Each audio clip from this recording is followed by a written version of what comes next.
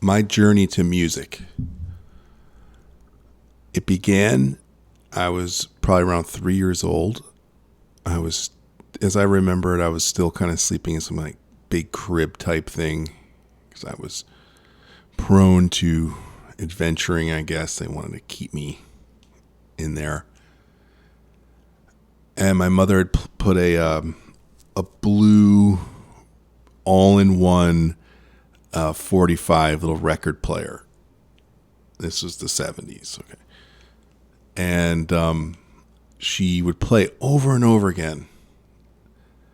This is the dawning of the age of Aquarius, the age of Aquarius, Aquarius, by the Fifth Dimension. And it being that I was a full-on Aquarius baby, I guess she kind of thought that I should be listening to that song. So that was my first memory of music. Fast forward to me about almost 6 years old. Let's just say 6 years old. First grade. I'm in a record store. Yes, they used to exist. And they weren't just like nostalgic selling used records. And they were where we went to buy music. They were records. CDs did not exist yet. There were tapes and records. Well, okay, so CDs did exist, but they weren't selling. Nobody had a CD player, so it didn't matter. They weren't selling them. My sister was 4 years older, so she was buying, I don't know, Andy Gibb records. SATURDAY night. SATURDAY night. Dun, dun, dun, dun, dun. I loved that song. I fully loved that song. I thought it was a great song. Really got you going, you know. I found out that that's one thing that I liked about music is a feeling. That's what the feeling, the note, the first notes. When I hear a song, boom, I know it. It gives me that feeling. And my father says, you want to buy something? And I say, yeah, I do. And I picked up The Jazz Singer by Neil Diamond. I mean, what 6-year-old is buying The Jazz Singer by Neil Diamond? Well, I'll tell you why I was buying it. It's because I had seen a school play put on by one of the older grades. And in the play featured the song, "We're coming to America, dun, dun, dun. We're coming to America today. The sweet land of liberty today." And that song, I felt. That was my first record. I had a hand-me-down piece of crap stereo. One speaker worked sometimes. And that's what I listen to music on. Household-wise, my mother listened to a lot of the Beatles. In the car, we always had the radio on, music. But was popular then, a lot of Eagles. Neil Young. Barry Manilow. I remember a lot of Barry Manilow. As for my father, he only listened to Greek music. And in like late 70s, like Donna Summers. So what did he know? But Greek music's great, don't get me wrong. It's awesome folk music if you ever get a chance to like listen to some like newer kind of stuff or some like real folky like stuff from Crete. It's beautiful. Bouzouki style. I mean, come on. Anyway, it's not what a 6, 7, 8-year-old is going to be listening to. My next like musical memories are when MTV really. I mean, I was a little bit young when MTV started, but I watched it. I mean, obviously, my older sister watched it. That's all we watched. So I remember everything from the beginning. I mean, I was right there. It's what we watched. We actually had cable. We were like, my neighborhood was like one of the early adopters of cable television. We had cable TV like early, like 1980 maybe. So we had MTV, and that's what we watched. That's what influenced us.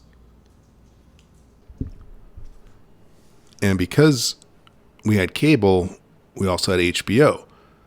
And with HBO came the Blues Brothers. And it exposed me to rhythm and blues. I would not have been exposed to rhythm and blues. And my mother wasn't listening to it. My father certainly wasn't. Friends weren't. My sister wasn't. Without that movie, I would not have been exposed to Aretha Franklin, to Wilson Pickett, to Ray Charles, Cab Calloway, James Brown, Muddy Waters. And just the medium of the movie and the funny and John Belushi and Dan Aykroyd and just the whole thing. Genius movie. To this day, it's probably still my favorite movie. If I had to narrow it down to a movie, I'd say the Blues Brothers. Okay, that's it. So that movie changed things for me because it gave me that blues feeling, that feeling for blues. And I think above everything, I right now I consider myself to be a blues man. But I wasn't then. I wasn't a blues 8-year-old.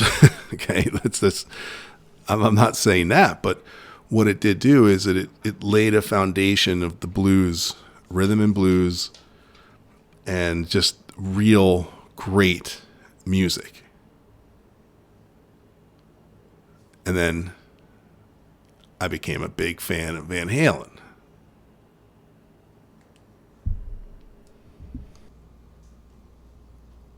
Van Halen 1984. That was my album. When that album came out, I listened to that. I was probably, I don't know, it was like third or fourth grade, and that album just imprinted me. And there was also like Quiet Riot was out then, and it was really big. The list goes on, but let's just stick with what really influenced me was 1984 by Van Halen. A close, not so a close second, but a second place would be Pyromaniac by Def Leppard. That was a big influence. And then somewhere probably around 5th grade, I got into Motley Crue. We would have these there was two factions of the boys. There was the Motley Crue faction, and we wore jean jackets and jeans, and we thought we were really cool. And then the other faction was into Kiss. Now, obviously, Kiss has stood the test of time and more than Motley Crue has. So I think in the end, Kiss wins, but Motley Crue they were new. Kiss was old. They'd already been around for 10 years or so. Motley Crue was new. They were brand new. And they were edgy. Shout at the devil. I mean, the sleeve in their record had a pentagram on it. I had it on my wall.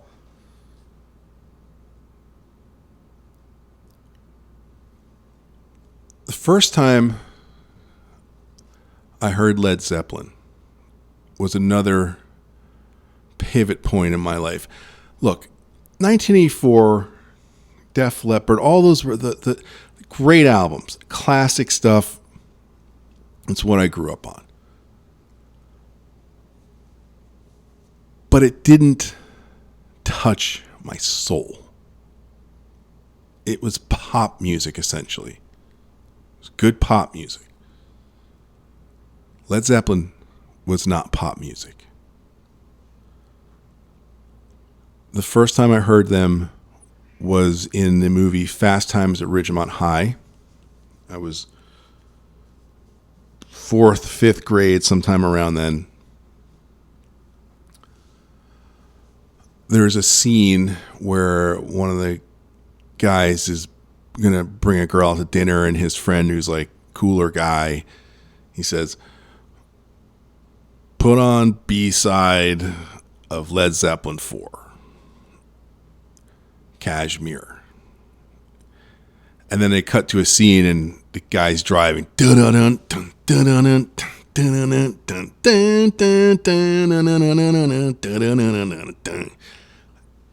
I was hooked. I was sold. I didn't know this band. I didn't know. My sister, who was, older siblings, often influenced, and she got me into listening to the Doors and the Rolling Stones. And of course, then she got really into the second British invasion, all that in the 80s, soft cell to Duran Duran and everything in between. But she was not into Led Zeppelin. We didn't know, nobody that I hung around was listening to Led Zeppelin, knew anything about them. So I just heard that song, and it transformed my spirit. It spoke to me. It really, that feeling. So, all right, let's fast forward a little bit. The mid 80s were kind of a very strange time for music. There was a big transformation happening, and you had the hair bands were getting really big, and at the same time we had like we built this city on rock and roll kind of stuff, and that was Jefferson Airplane. No, they're Jefferson Starship. No, they're just Starship. I just call to say I love you. Great song, but where's the funk, man? It was the 80s. And it was about conforming to a pop reality. Now, we also had Michael Jackson. Of course, I loved Michael Jackson's videos. I wasn't listening to Michael Jackson. I remember one popular song, and I would listen. I'd wake up on the radio. It was like Shaka Khan. Can you feel for me? Ooh, can I feel for you? Shaka Khan. Like I'm 6th grade. I don't want to listen to Shaka Khan. All right. Some really good news at this time, though, was Purple Rain by Prince, which I listened to religiously. I was away at boarding school. I got sent away for 6th grade. Kind of saved me, I think, from becoming a real delinquent. And I had this cube-shaped record player, cassette player in one. It was really cool. You press a button and the record player would pop out. And it also had a tape deck in it. And I would listen to Purple Rain over and over and over again. And that was a huge album at the time. It was what really spoke to me at the time. So it wasn't all bad news and kind of lame stuff for a 6th grader. Then there were options outside of hair bands and pop and all that kind of stuff. You had Purple Rain. I mean, it's a great album. And on the horizon was rising a band called Guns N' Roses, and they were going to really impact, over the next, they were still a couple years away. They were still about 3 years away from really hitting it huge. But when they did, it just was the biggest thing. I mean, that was Guns N' Roses. That's what we listened to. But that's, later on when I was in high school, which 3 years at this time frame when you're from 6th grade to 9th grade is a lifetime. There's dimensions in between. It's all It's not like 3 years when you're like 30, 3 to 36. It doesn't even fucking matter. But when you're 9 to 14, let's say 9 to 12, 9 to 13, those time frame 10 to 13. Okay, that's a huge difference in life and reality and spiritual understanding and who you are as a person, a kid, and you're changing and all that. So Purple Rain was kind of like the thing that I held on to as music that came out at the time that was excellent and stands up to the day. You listen to it now, you're still blown away. And so there was that, and that's part of the good news. Fast forward to 7th grade, getting into like past the mid 80s. People around me, we start listening to classic rock. It's really the popular music that most people around, my friends are listening. We're listening to the Doobie Brothers, the Eagles. The list goes on and on. Steve Miller, huge. He was huge for us. Not really like the heavier stuff like Led Zeppelin was coming.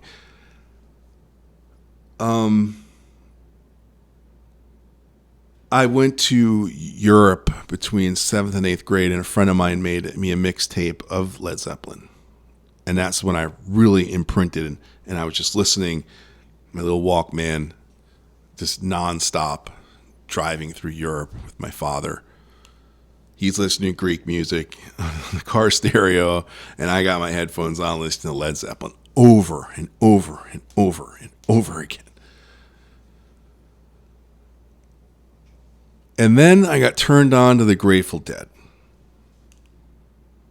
When I was in 8th grade, there was like some like mini like hippie revolution going on within my grade. Like we wore tie-dyes. It was like the hippie tie-dye vibe was like pop. The Grateful Dead was what like the most popular people in my grade were listening to. And my best friend at the time, he had an older sister. She was older. She was at least like 6, maybe 7 years older. He had a big family. He had like several brothers and sisters. And she was the oldest. And she was an official Deadhead. Like touring with the Grateful Dead. She was on tour with the Grateful Dead when she was 15. Okay? I'm talking for real. And what happened was it kind of caught up with her. She ended up having to go away and get cleaned up, and she left my friend all of her Grateful Dead tapes, and they were in a plastic briefcase, a white plastic briefcase, and of course it had stickers all over it. And then you'd open the case up, and there was 85 cassettes in there with beautiful art, and she was trading these and making them herself, and they had all the set lists, and he treated these like they were gold, because she probably said to him, these are yours now. I'm like gifting this to you.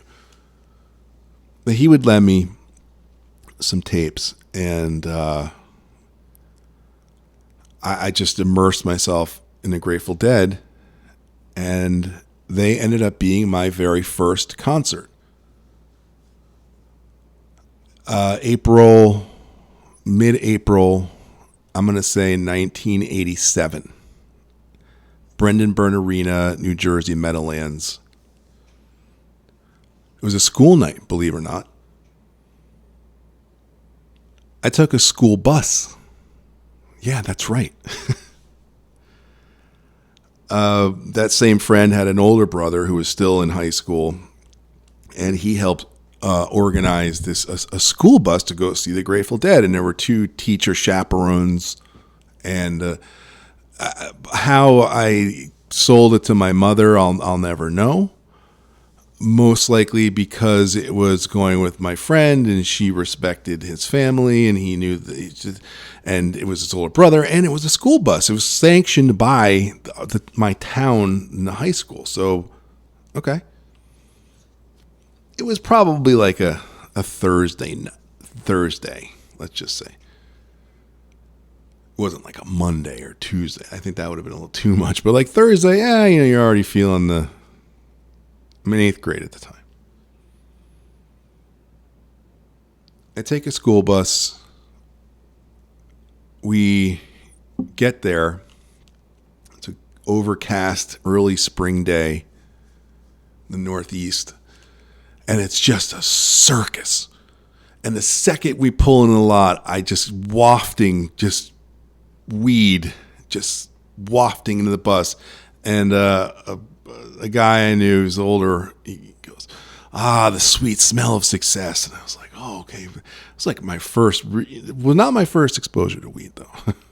No, truth is, I got high when I was in 5th grade.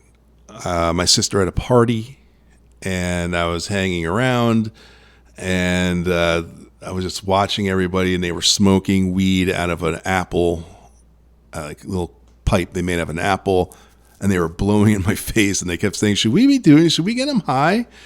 And I didn't actually smoke the apple, but I mean, I got high. And then I sat on my couch, and of course, as the universe, aka God, whatever you want to call it or not call it, I put on TV, and what's playing is Cheech and Chong Still Smoking when they go to Amsterdam. I'm pretty sure that's one. And it happened to be the scene where they're fighting the Invisible Man. I remember laughing a lot. It was like extra laughing. Like, how was I so... It's so funny, though. It's still funny if you watch it. I digress. The school bus pulls right up pretty much to the front of the arena, and there's tens of thousands of people there. I mean, there were the dead when they would come to town. The people would just flock there. And let's say the arena probably was, for the show, maybe 20,000. There was probably about, close to 30,000 there. But they're all around the entrance, and the bus just drops us off right there, and people are cheering. They're like banging on the bus. We're pulling up. I mean, there's a freaking school bus full of kids pulling up to a Grateful Dead concert, a yellow school bus. I mean, hello, Ken Kesey, like Further. I mean, we're right there.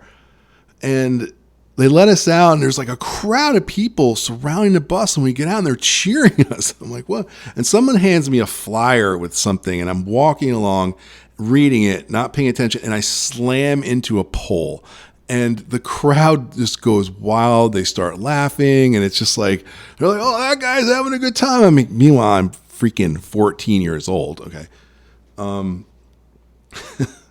We get into the show, and we are sitting like mid-ice, mid-court, pretty good, low down, like Hunt 100 section. I guess that would be Brent Midland side at the time.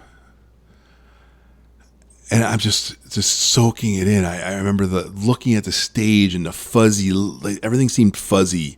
The lighting and the equipment, and there was just this charge of energy in the air, and it was real. You could feel it, and the excitement, and the smells, and there was already smoke cloud hanging above the floor because people were smoking, and it's just, you could really tell that something was going to happen here. Something real was going to happen. And right before the lights go down, the couple, there's this like, mid-age hippie-ish couple, probably they're mid-age or probably like in their early 30s. And they light up a joint. And I'm with 4 friends or 3 friends, and I tap the guy on the shoulder and I say, can I have some? And they look at each other. They look at the joint, and then he smiles and he hands it back to me. I mean, he's giving a joint to a 14-year-old. I mean, I looked older for my age, but some of the guys with me definitely didn't. It was big for my age, too. I guess I still am. And I smoked a joint. I think I tried to one other friend I was with smoked it. He handed it back to me. Then I took a big hit, the second hit, And that's really all I remember. I remember the lights go down like minutes after that, and they come out and they play, and I don't remember anything else. Nothing. I don't remember anything. I don't remember the ride home. I don't remember anything.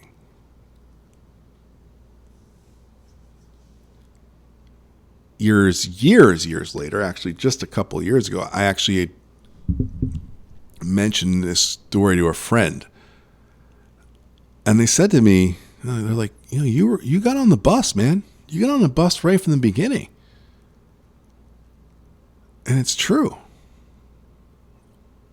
I inadvertently, my destiny, I got on the bus, man. The metaphorical bus. And actually, I got on the bus. Now, have I gotten off and back on over the years? Maybe you never truly leave the bus, though. Once you buy the ticket and take the ride, you're a lifetime member.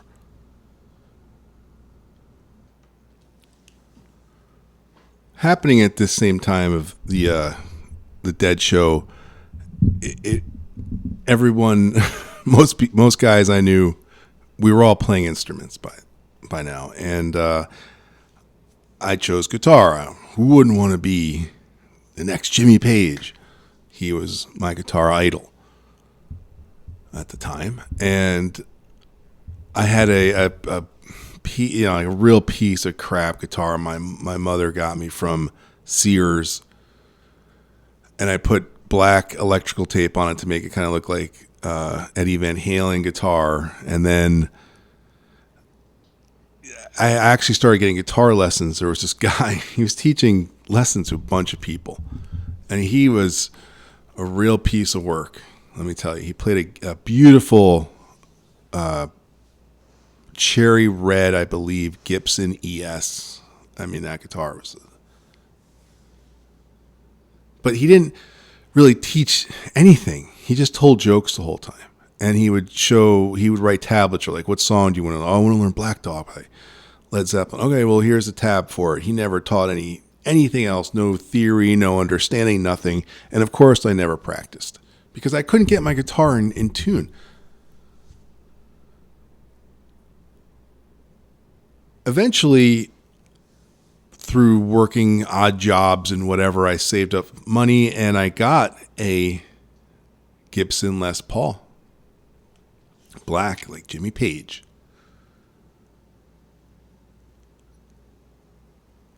Funnily enough, if that's a word, it cost $666. Go figure. That really happened. Cosmic giggle. What can you say? I sucked on that guitar too. Just because I had a great guitar that I spend all my piggy bank money on, that I've been probably saving up for 4 years, didn't mean that I was going to be any good, because I didn't practice. I never practiced. I would meet with my guitar teacher once a week for 45 minutes and we'd play, and I never practiced anything. How are you going to get good if you don't practice? You can't.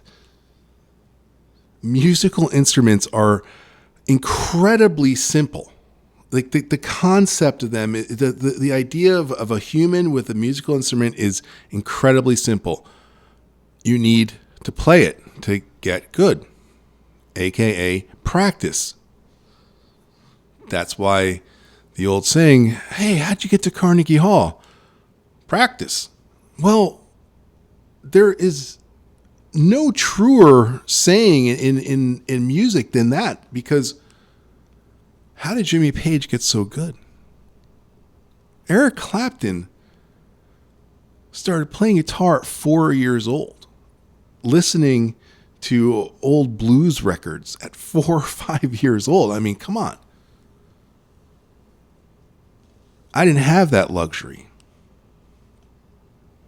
But I also did not have the understanding of what it took. I didn't have the passion. I didn't have the drive. I didn't have the understanding. I didn't have anybody pushing me towards it. But that didn't stop me and my friends from forming bands. There was like 7 or 8 bands happening at this time. And I formed a band with a friend, a drummer, and another guy who was a really just general all-around musician. He played keys, and then we had another friend guitar. So we had 2 guitars, drummer, and keys, and we would jam in my friend's bedroom, and it was unholy. I didn't even have an amp at the time, so I was playing through his stereo, which was horrible. And then I petitioned my mother to buy me an amp, and she got me a pretty nice, decent Peavey. It had built-in effects, and I remember I also bought a Boss chorus pedal, of all things. Like, I should have gotten a delay pedal. I don't know how I ended up with a chorus pedal. I mean, I never liked it. I never knew how to use the amp either. I mean, you give an amp to a 14-year-old my consciousness was not ready for such a thing. Anyway, we played a talent show, and we played Baba O'Reilly and Light My Fire. And I've actually seen video of it. I'm sitting on the amp. I have an army hat on, a tie-dye, and I sit the whole time and I play. And it's not entirely bad, if I remember correctly. But there was so much other things going on in my life.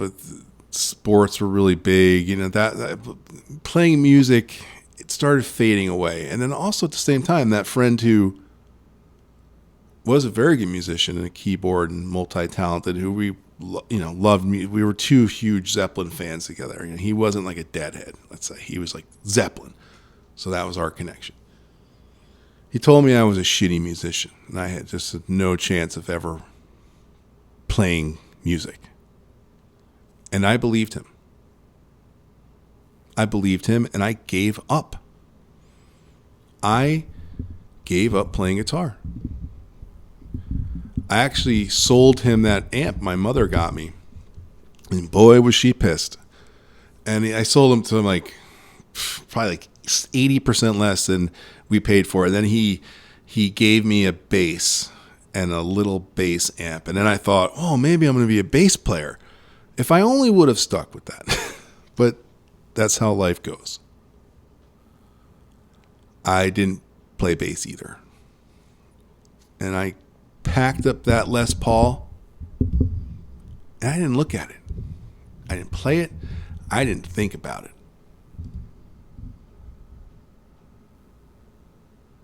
Music in the late 80s and my journey through it, for me, it's like I just feel like darkness, like not in like evil, like kind of like sinister way, just not good. There was a band called Dangerous Toys. They were like people really into them. They were horrible. Motley Crue came back with some records. That's Pour Some Sugar on Me popped up then. Remember the Def Leppard came back. Pour Some Sugar on Me is a good song. Not that I'm listening to it ever, but I mean, the video was great. This was White Shark was big. White Lion, Cinderella. These were the bands that were big. If I also may digress a little bit, before this, I had really gotten into, it was around that same like late 8th grade time where we really got into Pink Floyd and The Wall, and it was it kind of like it anchored, so there was a flow. And then some group friends I hung out with, they were into better music like Traffic and Bob Dylan. And of course, the Dead was always there. I mean, we were still seeing the Dead. We were seeing the Dead at Giant Stadium, these giant, ridiculous summer shows that, if there was 75,000, I think there was a lot more, like 85,000 in the stadium. And then there was another 25,000 in the parking lot. I mean, this was the place to be. Maybe 50,000. Who knows? There was a scene there. And we went to those shows for like 2 summers. I would see at least 2 each time.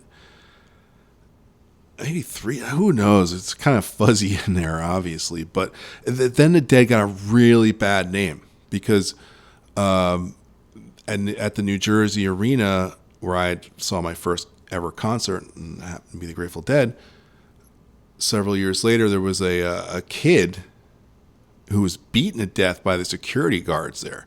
Plus, there were tons of drug arrests, overdoses. It was just becoming a really bad scene, and like the parents didn't want their kids going to this stuff anymore. So we kind of got shut out from there, and by the time like we could go on our own, like when we started having cars, it was already kind of like, yeah, the Grateful Dead are like, nostalgia. They're the ancient band. Like,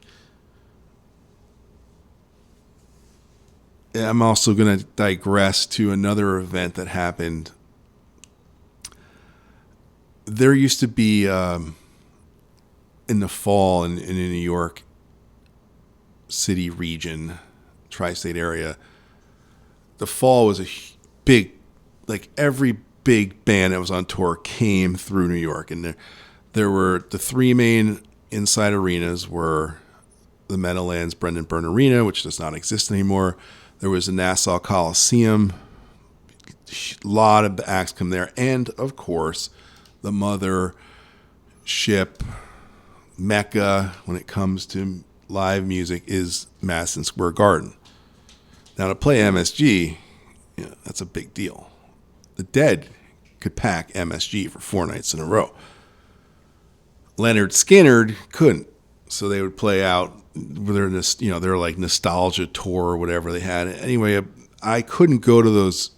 Ever could I go to those fall shows because I was playing football, and these shows were like so many of them were on a weekday, and I had practice. I couldn't go, and I was also committed to sport, and I just wasn't going to screw it up. But, oh, man, I want to go to these shows. Anyway, there was one classic event that happened at a bunch of guys when they, like, rented some, like, bus or something. And they were 9th graders, 10, 12 of them. And they got really, really high and messed up and drunk. And that, my best friend, who I grew up with since kindergarten, who introduced me to the Grateful Dead and made me that mixtape of Led Zeppelin, he went down for it. He got sent away to like rehab, if you can believe that, 9th grade, because his parents were so shell shocked from his older sister that they didn't want to lose their kid to the circus. And it was hard on a ninth grader. He just disappeared, and then he shows up like 2.5 months later. He went away to rehab, comes back, and he can't talk to anybody. You'd see him in the hallway. He like, you're not even existing. This is a guy I grew up with. I practically lived with his family, and it was hard. There is real human tragedy and wreckage surrounding music. It's life. It's part of what we do and who we are. I don't know if there's any separation. Just because someone's on a stage, they're still human. Just because there's thousands of people in the crowd doesn't mean we're one mass. No, we each have our individual experience and stories, and we're all wrapped up in this scene. And around the Grateful Dead, there just happened to be obviously a lot of drugs, and there's a lot of tragedy over the years, and it's very real. And it's something that I'm glad that I didn't become my life. I know of people who it became their life, and I think there's better things to do with your time in life than to just basically follow the Grateful Dead all over the country for years on end. You could do that back then because that's how it went.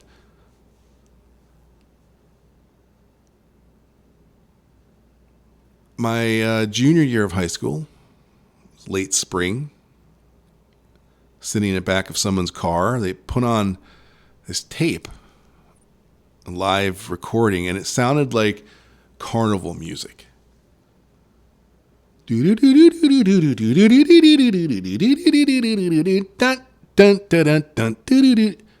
Phish. They were the new band. They were like the edge, beyond the edge. Phish, like, who is this band? And people were starting to go see them. I mean, they'd playing in front of, 1,000 people, whatever. Northeast, they were building. They were getting a name. I didn't like it. I didn't like it at all. I just thought it was circus music. Anyway, I'm listening to Dr. Feelgood. He's the one who called Dr. Feelgood. He's the one who make you feel all right. I mean, that's just not good. It's not good music. I mean, Dr. Feelgood is not a great song. Let's just be honest. I don't even know if it's a good song, but I'll leave it at that. My senior year of high school, one of my friends, he had an older brother. That's how you really, get exposed. He was like they were like pre-runners to hipsters, and they listened to Dinosaur Jr. Obviously, Sonic Youth was like, they were like God. Mojo Nixon, the Dead Kennedys, just all that kind of stuff. Also, Jane's Addiction. But Jane's Addiction was like the pinnacle of that. And I became a huge Jane's Addiction fan. I just freaking loved them.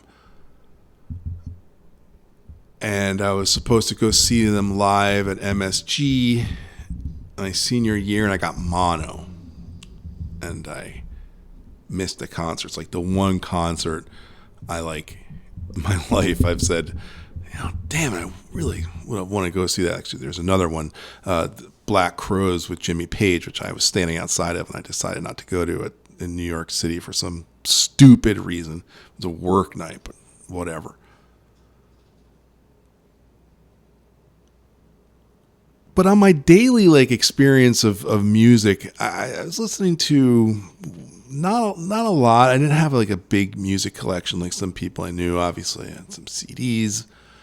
I worked and I saved up for a good stereo that I bought with nice big giant wood speakers. But it wasn't like a passion, and I wasn't playing music. The idea of playing music just did not exist in my wheelhouse. And going to see live music was not the most enticing thing. I didn't know really what to do with myself. I'd go, but I mean, I didn't dance. And most of the stuff people aren't dancing to anyway. So fast forward to November 1992.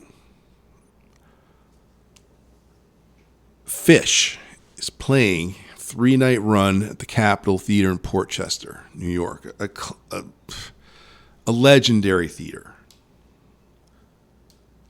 My friend, Matt, makes me a ticket on his dot matrix printer. Okay, we're using his Apple IIe, which he never used except to pretty much make me this ticket. And it worked.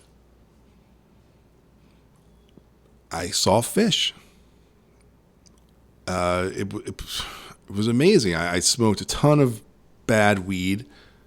At times I felt I was floating above the crowd. I had an awesome time. I didn't dance, but I just dug it. I could feel it. That feeling came back. For years, I hadn't really felt it. I hadn't felt music. And now there was this band that was giving you the feeling, but I was also in a struggle against my own ego and my own self, and dancing. I was like, what do you dance? So over the years, I would see Phish and I would have a good time, but I just didn't get it. I didn't I felt it, but I didn't get it. And I wouldn't let myself go. I wouldn't let go into the beauty of it all. I was holding back. And then slowly I started moving, getting into it. I mean, the 90s had some outstanding music, and thankfully I had friends who like had great taste in music, and they would just funnel me stuff from brand new heavies, Fela Kuti, like just great stuff that I would never have gotten to unless they were like funneling it to me. Fast forward to Y2K 1999.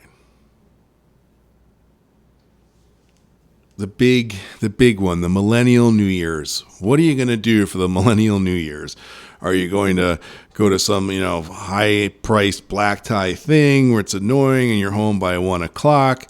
Are you going to stay home? Or what are you going to do? What are you going to do? Well,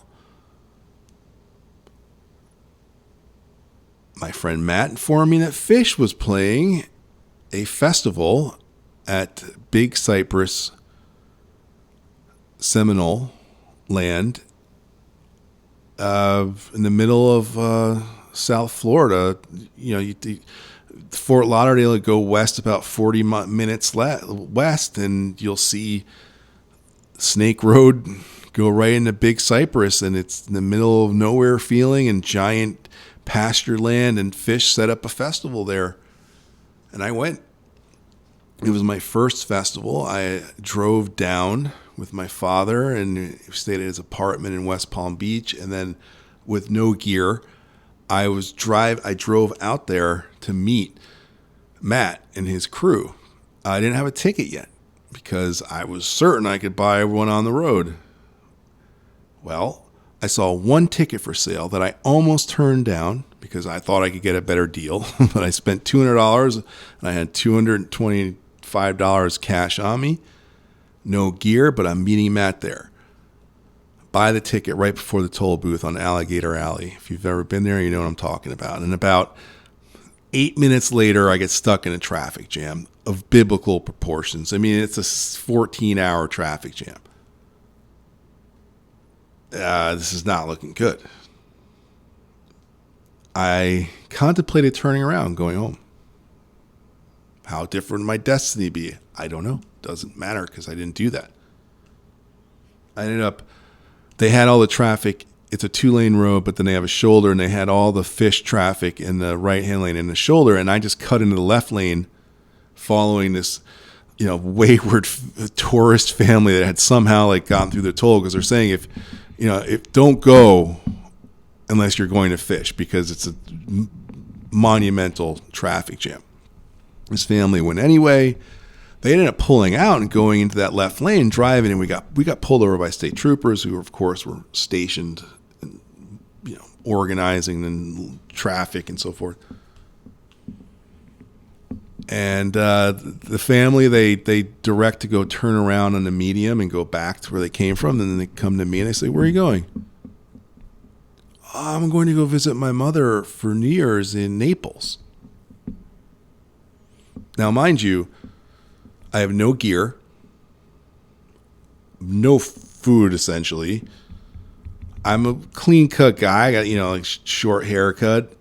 I'm alone. I don't look like I'm going to see Phish. I'm not going to a festival.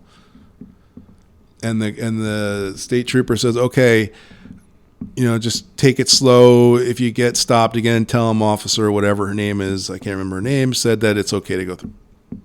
And I go.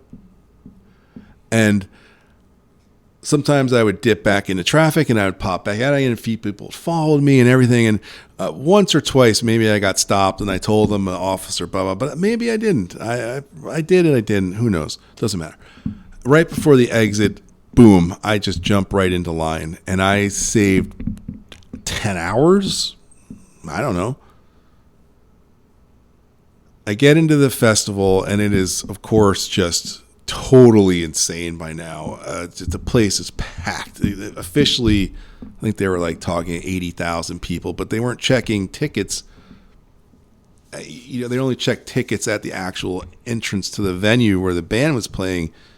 I mean, there was 125,000 people there, and all their cars. So it was a maze, and I had to find Matt and his crew, and it was just, it was only by destiny, life, destiny, and the cosmic giggle that I found Matt.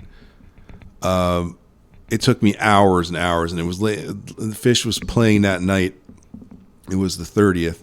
They played like 2 shows, like a sunset show, and then they played a night show. And I was about to give up. I was trying to find him, and there's thousands of people walking into the venue for the night shows. And I was about to give up. And I said, you know what? I'm just going to go back home to West Palm and hang out with my mom for New Year's Eve. What else could I do? That's how discouraged I was, because I had nothing. I had no gear. At this point in time, I had, I had probably about $10 left. And I had a couple bottles of water. I had a little thin hospital blanket, and that was it. It wasn't going to be like fun, like searching for them. And it was just, I made a decision. If I didn't see him in the next 5 minutes, I was leaving. And guess what? Matt appears. The next day they played a sunset set. And then they said, all right, everybody be back here at like 11:30 because we're going to play starting at midnight. We're going to play until sunrise. And right before we went into the venue for that monumental evening, Matt hands me a big white pill with a Mitsubishi symbol stamped on it. And he says, don't lose this. Obviously, it was ecstasy. And I took it for the show. And I finally got it. I finally got Phish. I got the whole scene too, though. I got the whole like cosmic vibe of it. Like it's more than just the band. It's more than just me and you. It's just more than just music. It's love. It's feeling. It's truth. It's beauty. It's friendship. It's destiny and God, life, death, and everything in between, and whatever comes next and before. And that's what I experienced. And just true heart opening. And then that opens the mind. And I was hooked. It was truly transformative experience. So that summer of 2000, I saw Phish. I saw him at a great 3-night run, I believe. It might have been 2 nights in New Jersey, Camden, New Jersey for 4th of July. That was a freaking great time. And I'm in, man. I'm on the train. And then Phish goes on a hiatus in September, and boom, they're gone. And just as I'm ready to really get into it, I moved to Florida early 2001, leave New York behind. And I meet a girl. Turns out her best friend is Mike Gordon, bass player for Phish.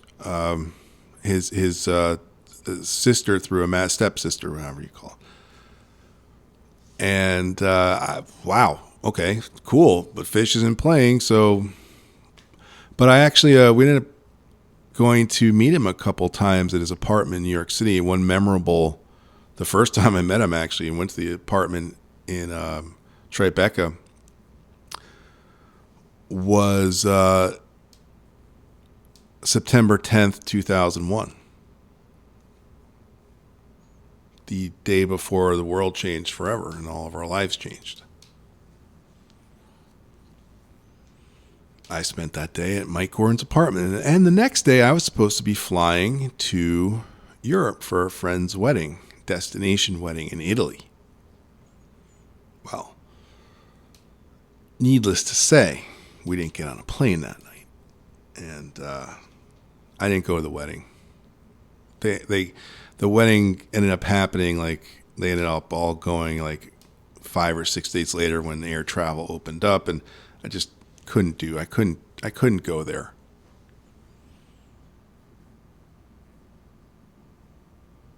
But during that time, right after that momentous situation changed the world, my girlfriend at the time was really into yoga, a yoga teacher, and we would listen to Krishna Das a lot, if you've ever listened to Krishna Das. And that was music helping, that was like really divine, transformative music helping me through a very hard moment.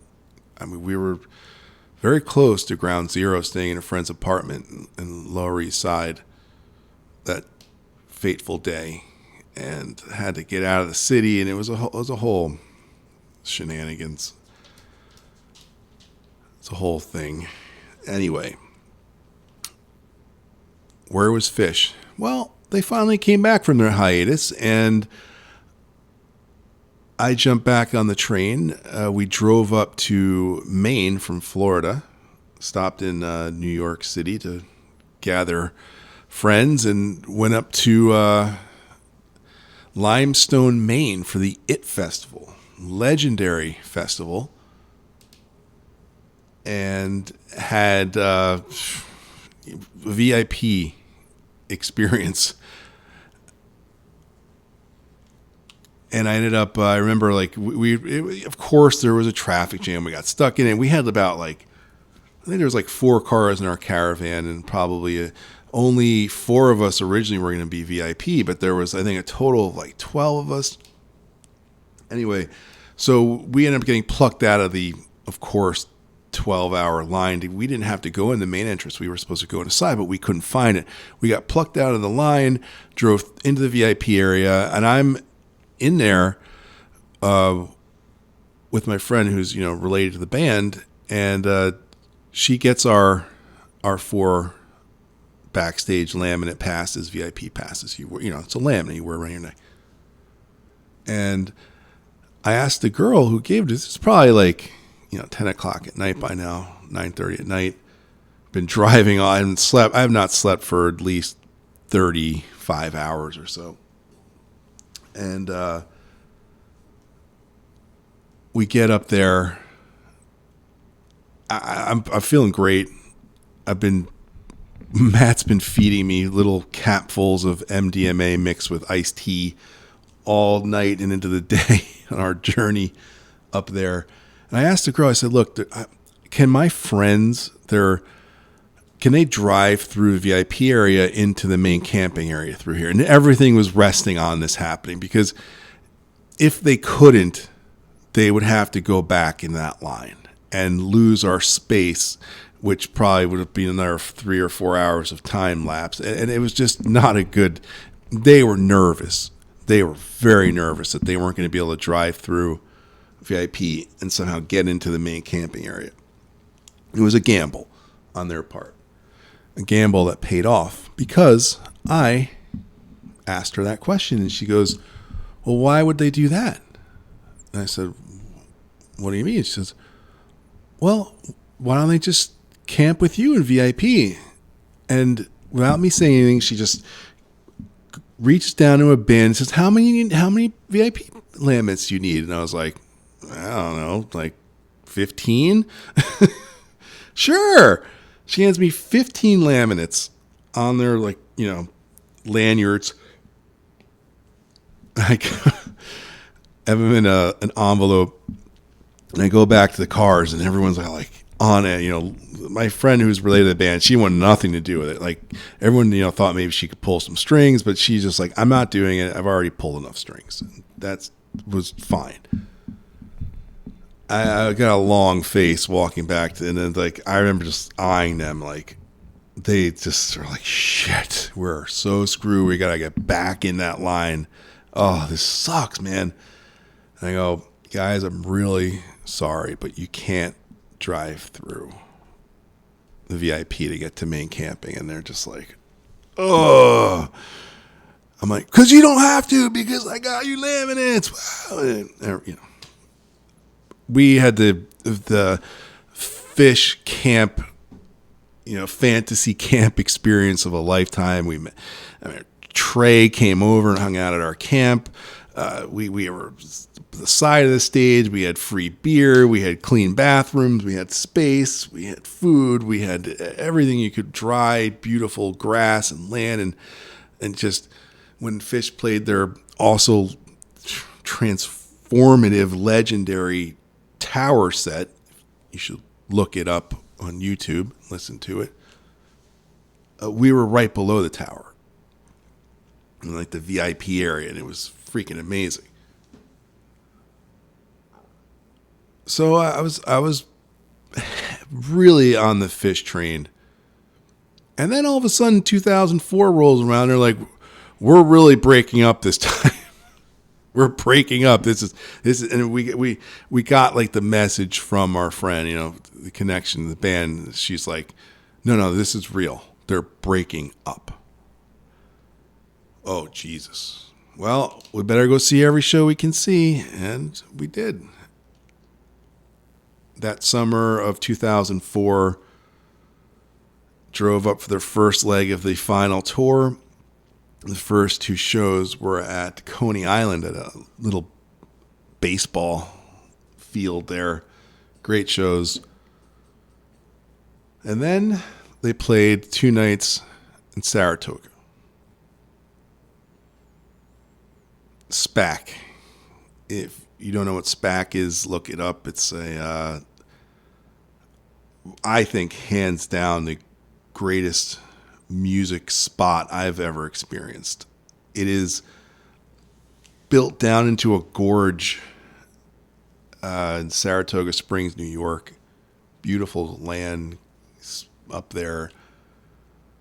And this giant, it's like in the middle of this giant park, and there's like golf courses and nature and trails, and then there's like this music park that's big, and they it's traditional like summer shed, but like where they took things to the next level is they actually have like a balcony in the shed, so it's just like this massive like shed, and then like grass and place to hang out, but it's like dug deep, it's like just naturally into the gorge where there's a river running down there.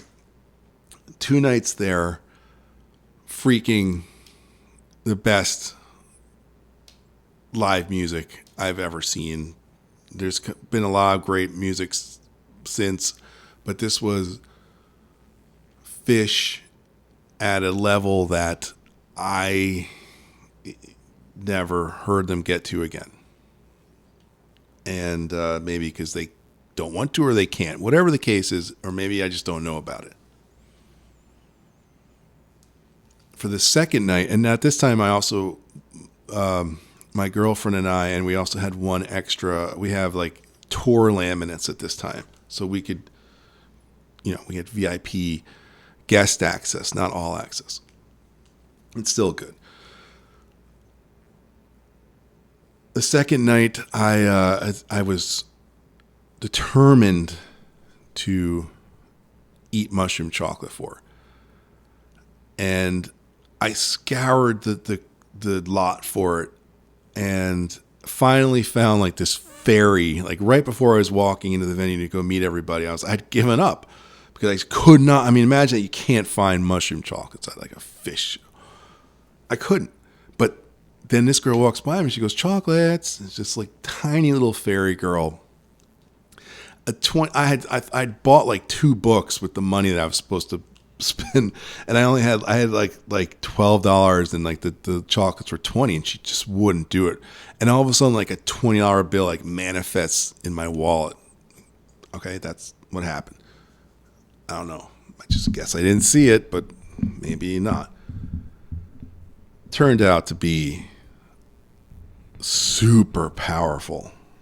The most powerful mushroom chocolates I've ever had, and one of the most powerful mushroom journeys I've ever had. And the first, and so far the only time I've really had a true psychedelic trip at a concert. And then, of course, Phish, for their second set, they happened to play their most psychedelic, esoteric set I believe they've ever played. So everything, the stars are aligned. You know, the cosmic giggles there, the love, the guidance.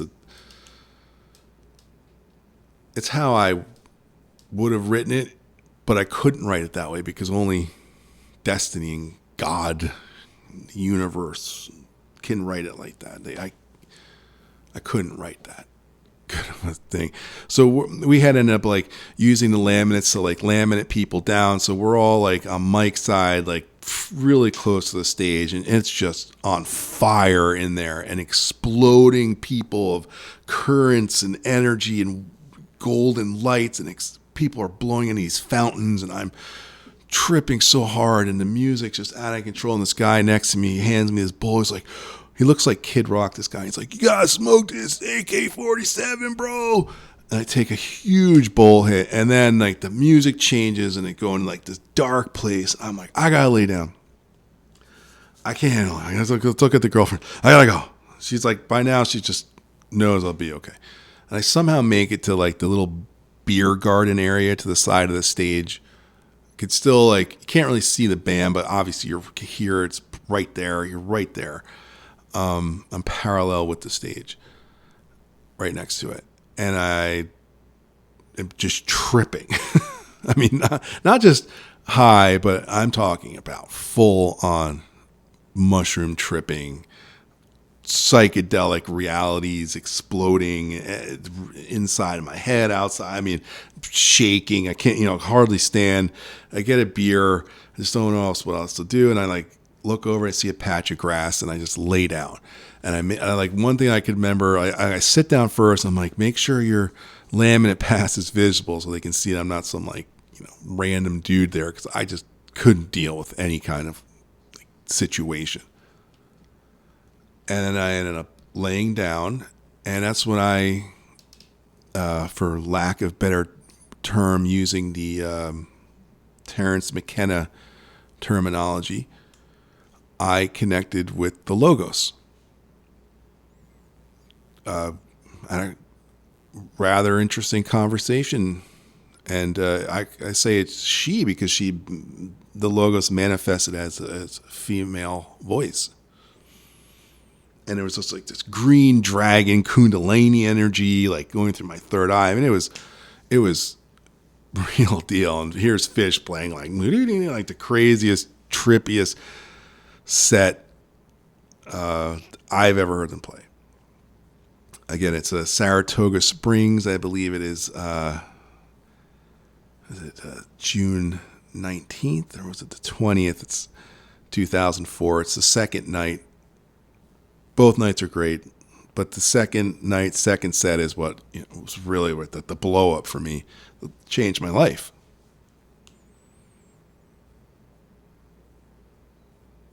So, after that, I was really, really spun. And the girlfriend and I were like, we had a wedding to go to, actually. And so we were just going to stay around up there for like 4 or 5 days and just camp. And then we're like, let's go to Indiana and follow Phish. So we drove to Indiana, stayed at Deer Creek, camped there, saw Phish, and then drove back to Massachusetts for the wedding. Fast forward to the second leg of the final tour in August. We saw them up in there's a Great Woods, it was called then, up near Boston. And then the next couple of days, but first we stopped and we saw them at the actual mothership in Hampton, Virginia. So I've been to Hampton. Awesome place, one of a kind. But after the Great Wood shows, they were jetting back down to Camden, New Jersey. Then they were going to shoot up to the festival in northern Vermont, Newport, Vermont, at a not an Air Force base. It was at Loring Air Force Base, where they used to have B-52 bombers to go bomb freaking Russia in the Cold War. But Coventry, Vermont, Phish's last concert. They were breaking up. They were officially breaking up. This wasn't like, oh, we're only going to go for like a year or two, see what happens. No, the inside story from the band itself was they were breaking up. Now, obviously, we know now they were, and I didn't know then as well, is because Trey Anastasio was an addict, and he could not function anymore as a touring professional musician in a band that was just playing 60 shows a year. He just couldn't do it. And they knew that the rest of the band knew that they needed to actually break up. If they reformed, then so be it. If they didn't, then so be it. But they knew that they could not go on the way they were. So they were playing this final festival up at Coventry, Vermont. It happened to be that 2 days before the festival starts, the remnants of a hurricane that had shot up through Florida and come up through the Appalachian Trail essentially just ravaged the festival site and dumped 12 inches of rain, and it just became a mud pit. And the stage was sinking. I mean, we had our car, when we pulled in the VIP section, had to be dragged through about 250 yards of mud by a giant tractor and deposited in a field of mud, which we essentially camped in, but we did find a little bit of grass. And then, thankfully, the next day we got towed out of it and towed it and washed off and put next to the stage, and where we should have been, dry, flat land. But anyway, the festival was a shit show.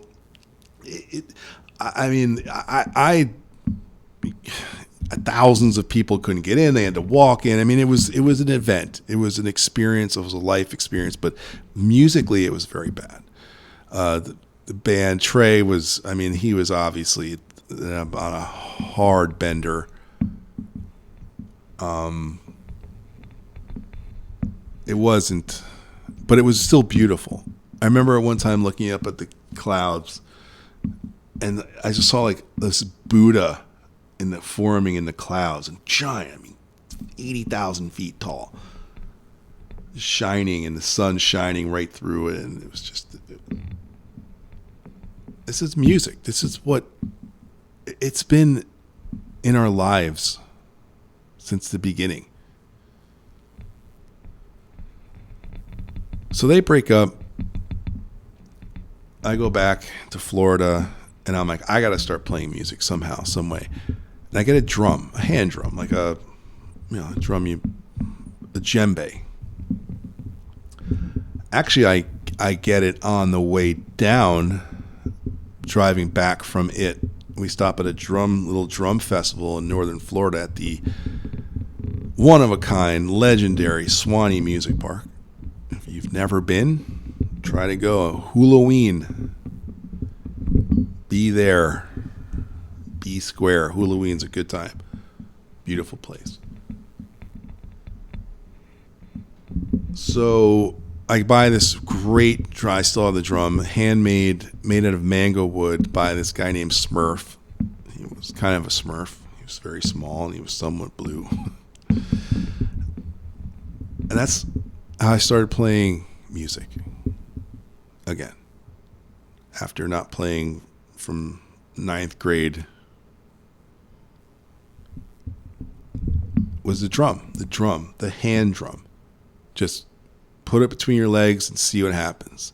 Drum. So I kind of began at the foundation. And my journey to music, to playing music, began again at the drum. And I went to drum circles, got really into it. Then I bought started I'm going to play more music here. I remember that's when Zeppelin came out with How the West Was Won. And I got re-inspired again, 2005, to play more music. I bought a Yamaha Motif synthesizer on eBay. And I bought some like cymbals. I had this whole idea I was going to like set up this thing, but a guitar was not part of it. And I started playing, and the piano I didn't really get it. I didn't put the time in. I didn't practice. I didn't know anything about notes. I didn't know what keys. I didn't know scales. I didn't know chords.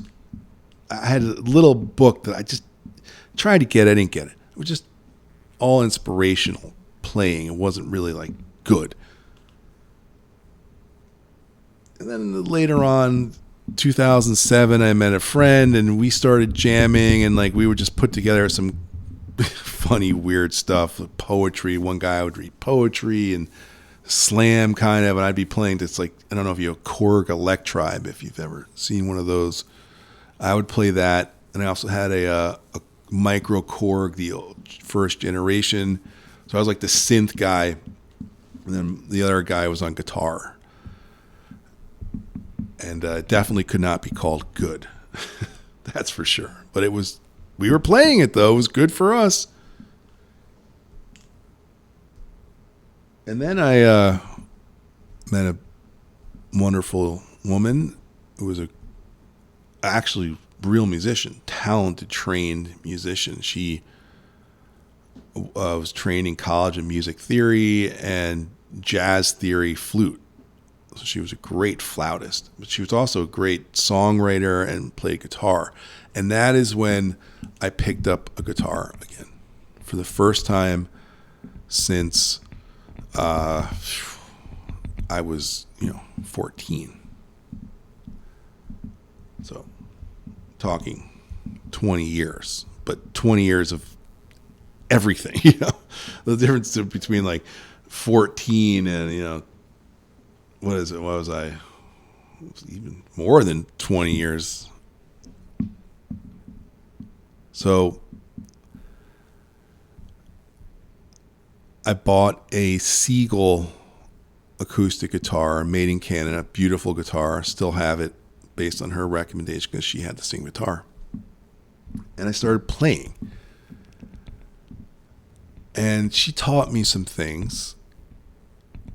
I started learning about what 4/4 is timing, 1/16 are, and I really connected to the instrument and the idea of it, but my skills were not good. I could play like a D chord. I could play like an E. My fingers hurt. You know how it is. If you've ever started playing guitar, it's a very steep learning curve. Not only because just understanding the instrument, but the physicalness of it. I mean, it's not like, playing drums. And playing drums, you can get tired, or playing keys, your hands are in a weird position, or a trumpet in your mouth, whatever. Okay, fine. Every instrument has its like physical demands, but guitar is like painful. I mean, until you get these calluses in your fingers, it's like years to get that.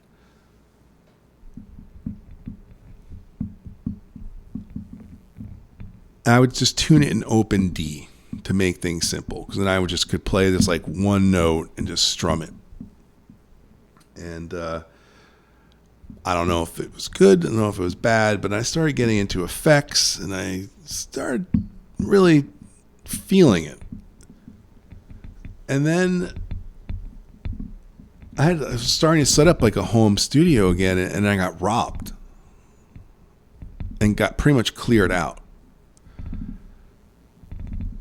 They did not take my Les Paul because it was stashed away because I didn't play it, but they took pretty much everything else.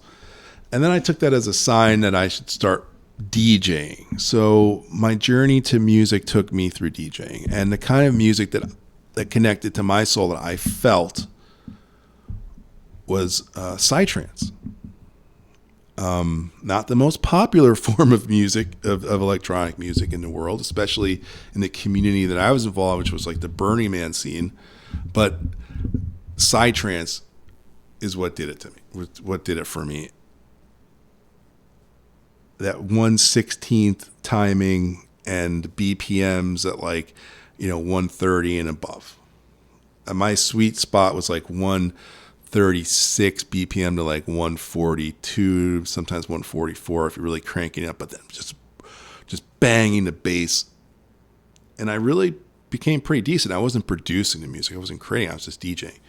And I would do like guerrilla DJing things. I had like this awesome Roland keyboard amp, a KC 550.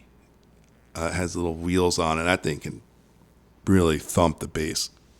And I would do like these guerrilla like DJing things. And I did that for a couple years actually, and then it just it wasn't fulfilling enough though, because you're just pressing. It just can't fulfill like playing an instrument can. And then playing with other people, playing an instrument with other people is, to me, is one of the great joys in life. So around 2015, I started playing with a friend. He played drums. He's really good at it, like a Roland electronic kit. And we would jam, and I would just basically just play open D on an acoustic, and I had some effects. And it was the beginning of playing music with somebody.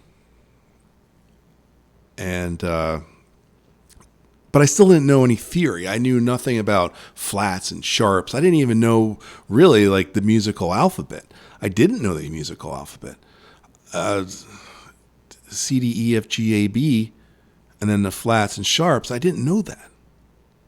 To me, it was like there was a gatekeeper, and it was my own mind, but it was just keeping me away from the truth of the knowledge, the gnosis of music. And that was revealed to me on a great apocalyptic night, summer of 2017. I had to split up with my wife. She had moved out of my house. So I had to finally had my own space and the space to expand my self-gnosis and consciousness and gnosis of creation. And I happened to be at that time at the great Opus show called Long Strange Trip about the Grateful Dead. The 6-part epic series on Amazon appeared, and I absorbed it. I feasted at the Grateful Dead buffet, and it really actually hasn't ended since then. But it was like it had been shut off for so long. I didn't listen to the Grateful Dead at all. And then 2017, boom, I watched the show over and over again. Just hot summer nights, just my cat sitting next to me and just watching this, just absorbing it and living it and saying like this, I got to play music, but I also got to get some LSD. Well,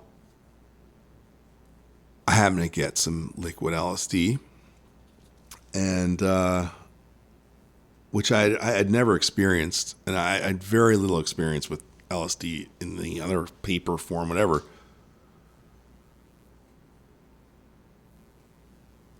And one night, late July 2017, I dosed myself with this liquid LSD, and much stronger than I meant to, and had a momentous evening. The whole thing was planned out. It wasn't like I wasn't planning this, but I was trying to like mitigate it, go in slow, but I ended up going in 1,000 miles an hour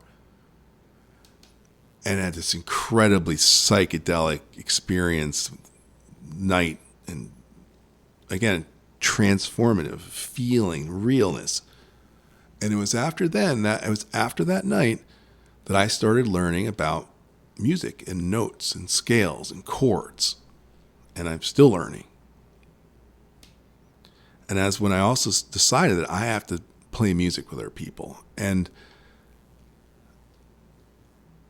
that desire, that passion, and that truth, and that gnosis of what I need to do started drawing people around me. And it still is, and it's going to draw more to what it needs to be. But back then, a friend of mine from those weird 2007 Korg Electribe slam poetry. He reappears in my life, and he was his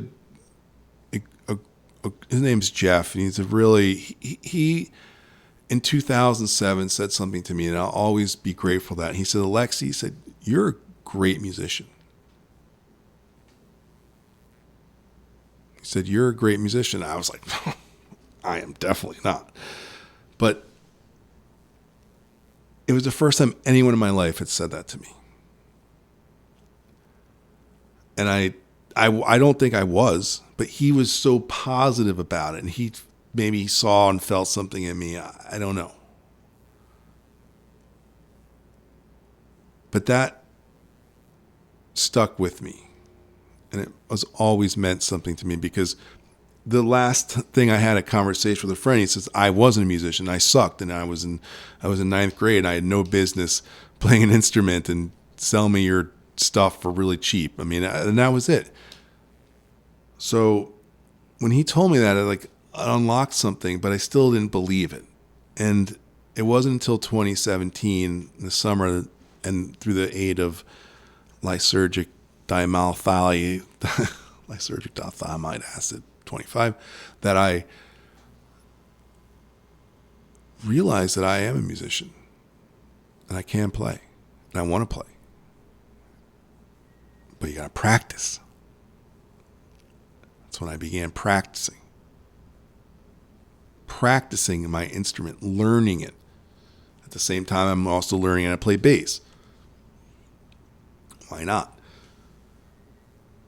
Then I'm realized, next thing I know, I've set up a jam space in a spare room in my house, and then I start buying equipment, and then next thing I know, it's January 2020, and I'm cleaning out my big garage, and I creating a jam space in there, and because I'm gonna have a birthday party, and next thing I know, the coronavirus hits, and wow, I have this jam space set up. There's nothing else going on. Why don't friends come over and jam, and why don't we, get high and do whatever and play music, and I'll record it and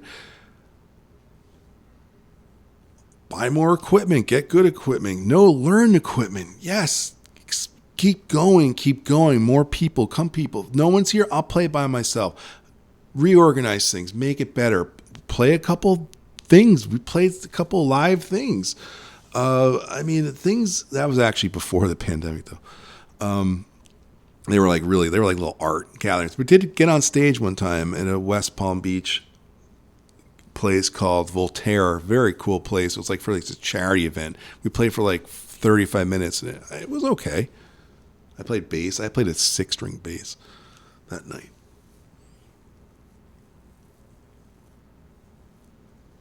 Through the pandemic, through the past 2 years, just been playing music. There's a thing that says you need to become an expert at something, in this case, a musical instrument. You need to play 10,000 hours. So if you break that down to 3 hours a day, it's 10 years. So I would say I'm not necessarily always 3 hours a day. So I'm about 4.5 years into it.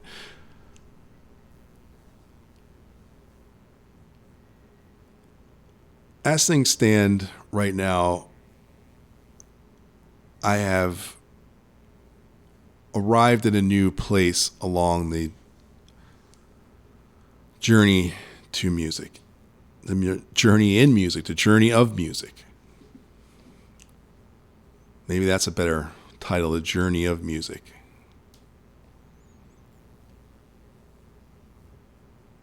I recently saw a band called King Gizzard and the Lizard Wizards. It was really my first live show since March 2020. And I saw them down in Miami at an awesome venue called Space Park in Miami. It's just outside. It's amazing.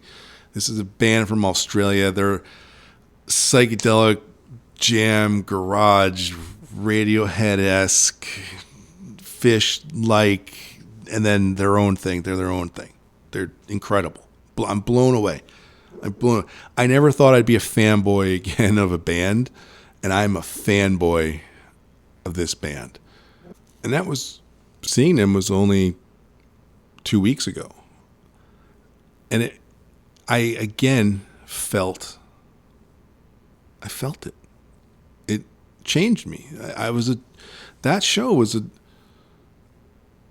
transfiguration moment. I know what they feel like. I've experienced them in the past. I've talked about a bunch of them, maybe all of them. Maybe I forgot one. I don't know, but it happened again. That's what I'm saying. And it inspired me to give this talk and to kind of like look to take my music to another level. And practice, physical wise, I'm learning phrasing now because I've felt I've been a little wooden or a lot wooden in my soloing and my lead, and it's even in chording and phrasing that's where I'm at, and I'm feeling it in a big way. And this is all since I saw King Gizzard and Lizard Wizards. They if you're in line with it, if you're in tune, they can really transfigure your DNA through music. It's happened to me in my lifetime before, and it's happened again. And I'm just eternally grateful for it. Where do we go from here? What choice do we have but to just keep playing and to play louder and to play better and to play more and to just go? I mean, the way things are in this world, that's the choice. We can't, or at least I'm not going to close myself in. I've kind of been in a cocoon for 2 years now since coronavirus, more than 2 years. And that's been a good place, not in any bad sense or negative sense. It's where I needed to be. Not going anywhere, not getting on any plane, no traveling. If I'm traveling in my own mind, in my own spirit. And that's where I'm at. Really, monokos, the monk life, isolation. Not that I'm a hermit. It's not a hermit. But I've spent a lot of time, and I've been in the cocoon. And if I haven't broken out, I'm breaking out. Transfigured. And I know there are others out there. I know you're out there. And we're going to come together. We're going to come together because we're drawn together, and it's just how this creation is made. And yeah, there's going to be endless distractions. That's part of the scenery, the great play that's around us. But we have a role to play, and if we got to figure that out. And if your role is that you're, metamorphosizing, and you're coming out of your cocoon, and you're like, I'm a different person than I was, and this is great. Let's do it. This is for you. And I'm inspired. I feel it. And let's play music.